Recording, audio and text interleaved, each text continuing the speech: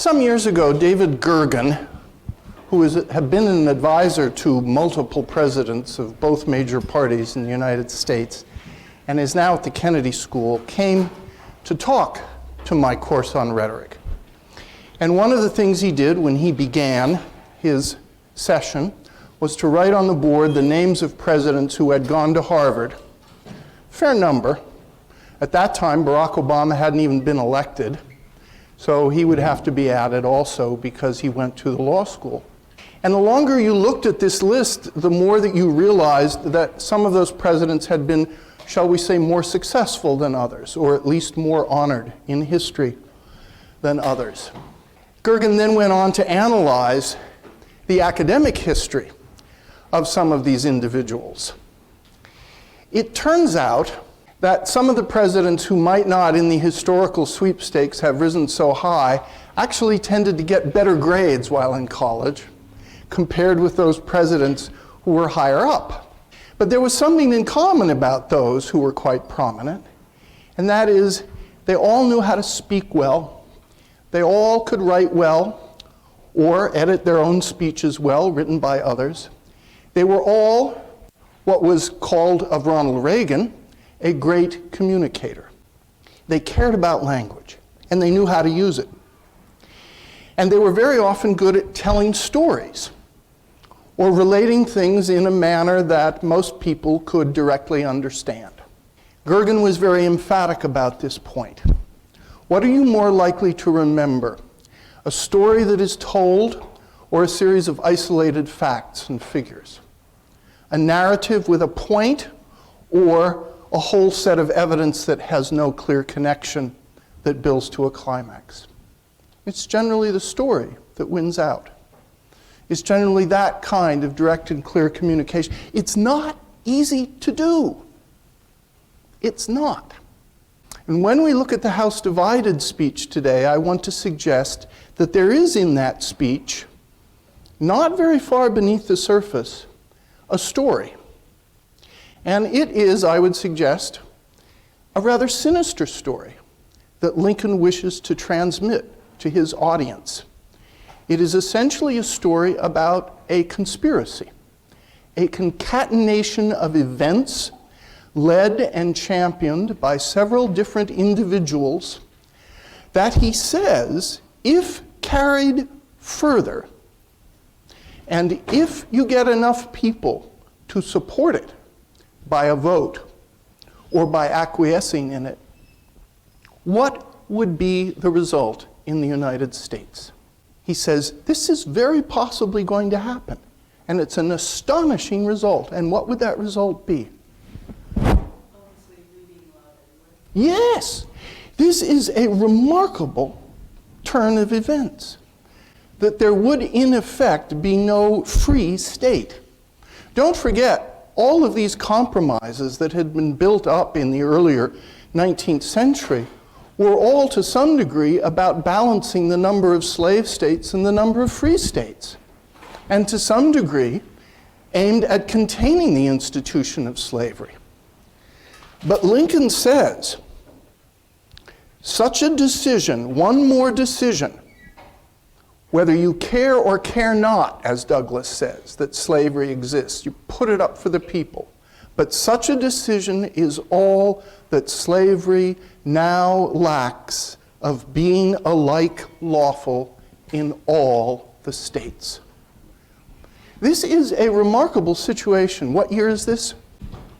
1858, yeah, 1858. Lincoln is looking back on the last several years. He is giving a retrospective account of what has happened, but he's also explaining what he thinks the motives are behind those particular actions.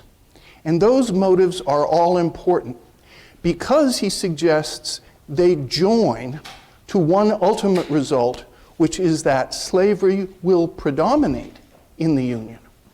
And there will not be a house divided. It will be all slave or it will be all free. Now step back from this a second and think, that's quite shocking considering the history of the country in the 19th century so far.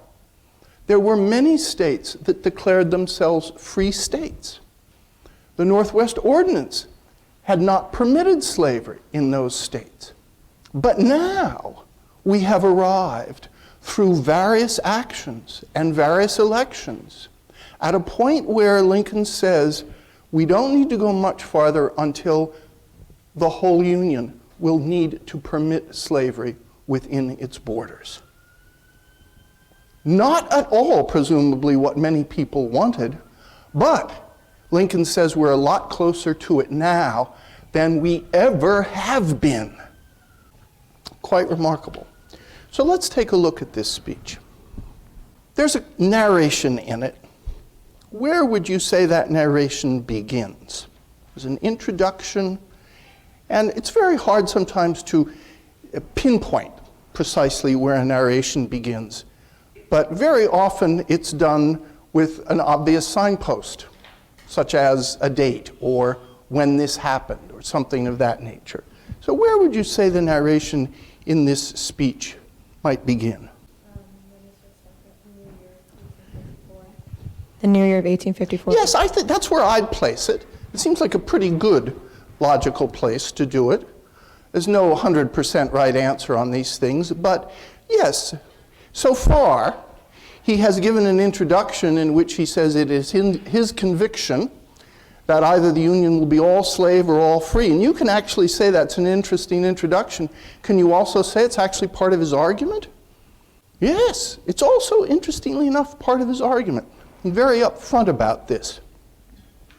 A house divided against itself cannot stand. That might sound familiar to some of you. Where does that statement come from? The Bible, yes, from Matthew. Yes, it's biblical. A house divided against itself cannot stand. Lincoln is using, as he often does, a text that would have been fairly common to his hearers to attract their attention right at the beginning. I do not expect the Union to be dissolved. I do not expect the house to fall, but I do expect it will cease to be divided. Then he goes on in the paragraph that begins, let anyone who doubts carefully contemplate that now almost complete legal combination, piece of machinery, so to speak, compounded of the Nebraska Doctrine and the Dred Scott decision, to which we might add also the Fugitive Slave Law.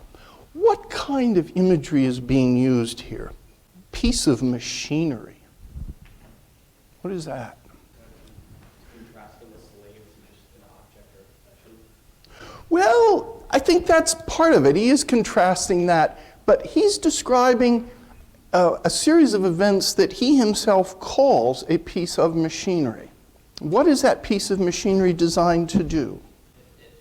Like there's a conspiracy and there's an aim to all the different little bits that are going on.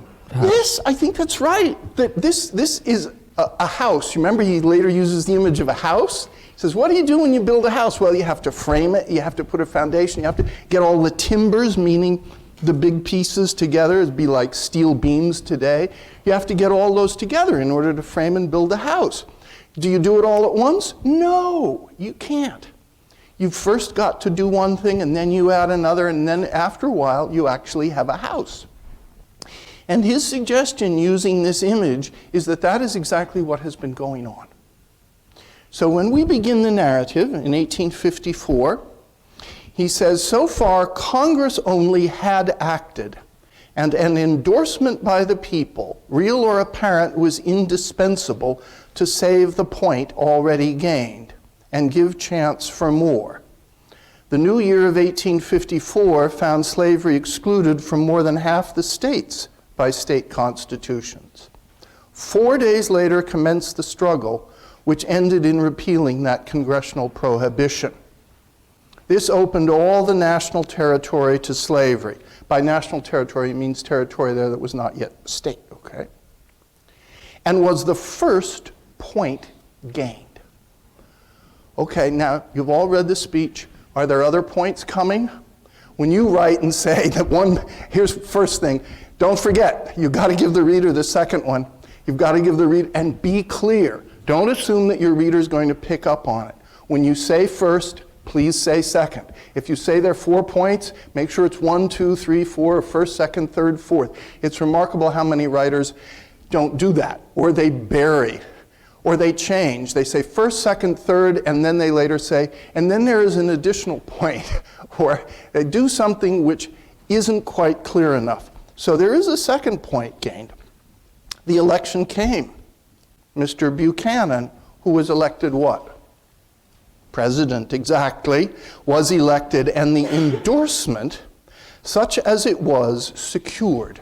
What is an endorsement? He approved of the Dred Scott decision. Yes, it's an approval. What do you do when you sign your name on the back of a check? Endorse it. It comes from the Latin meaning on the back, like dorsal fin. Okay? You do something on the back to approve it.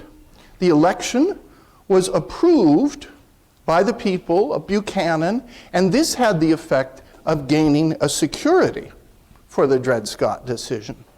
And then the third point, the several points of the Dred Scott decision in connection with Senator Douglas's care not policy.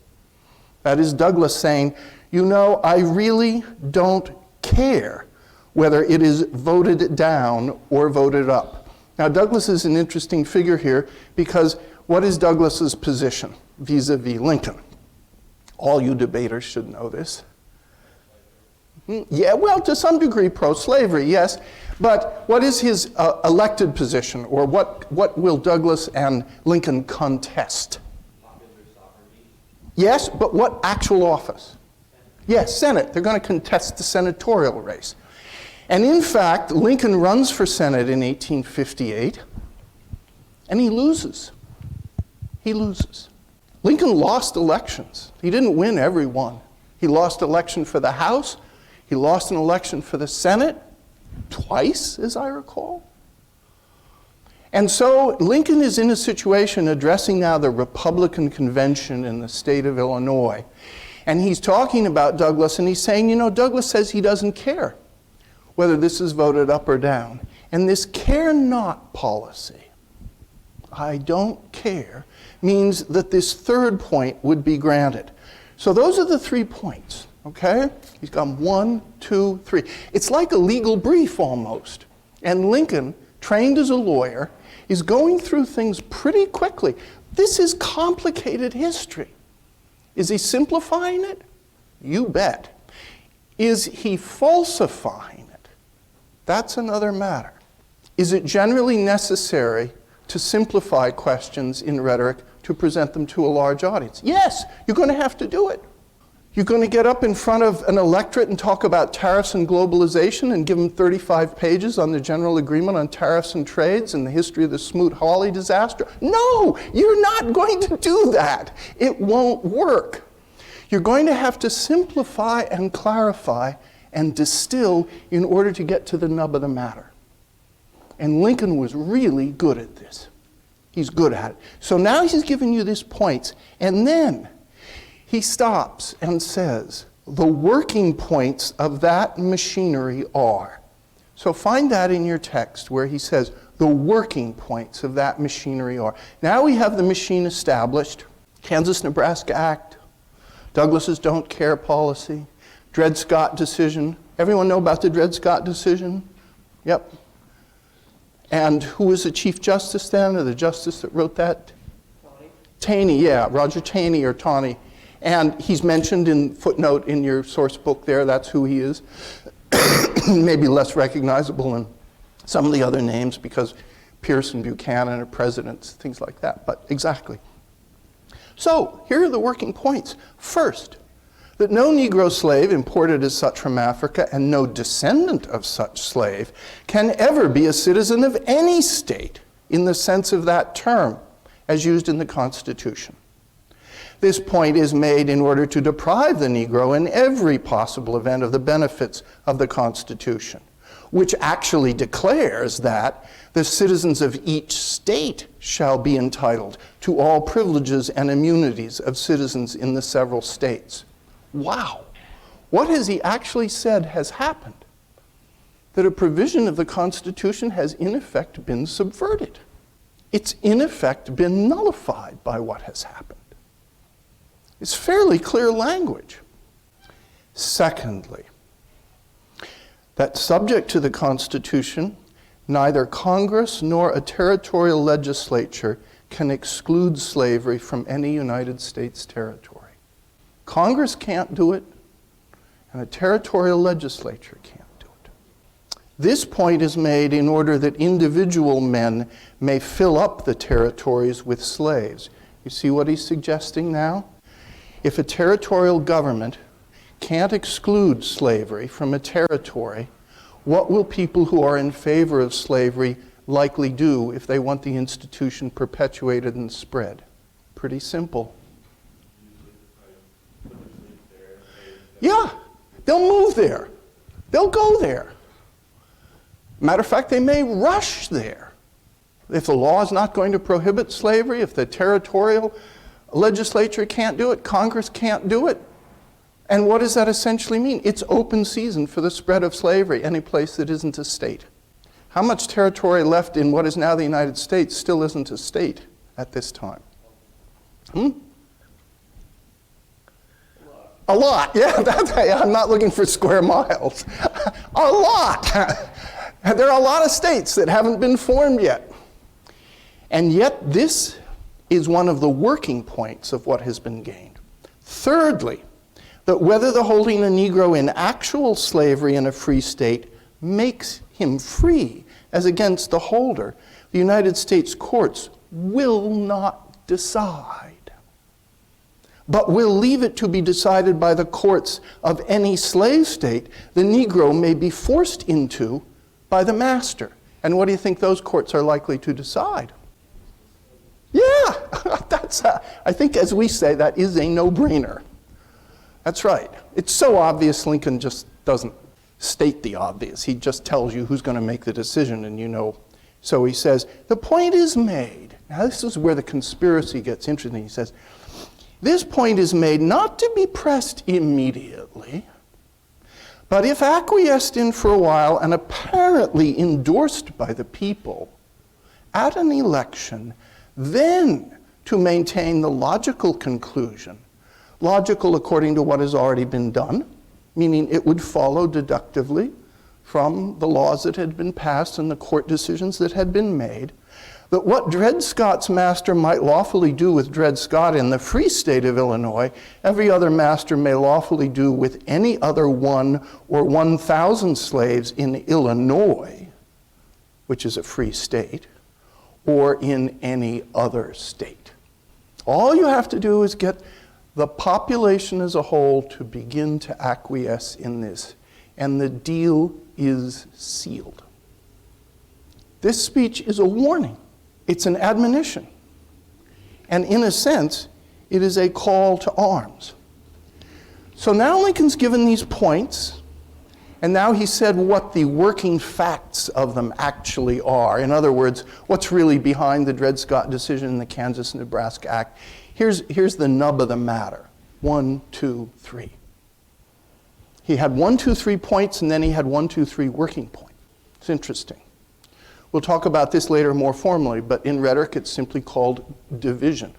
You simply take the subject and you divide it into its component parts and you address each one separately but quickly in order for the reader or the auditor to be able to hear them all as an entire unit, yet with enough separation so that they understand that it's not just one muddled mass.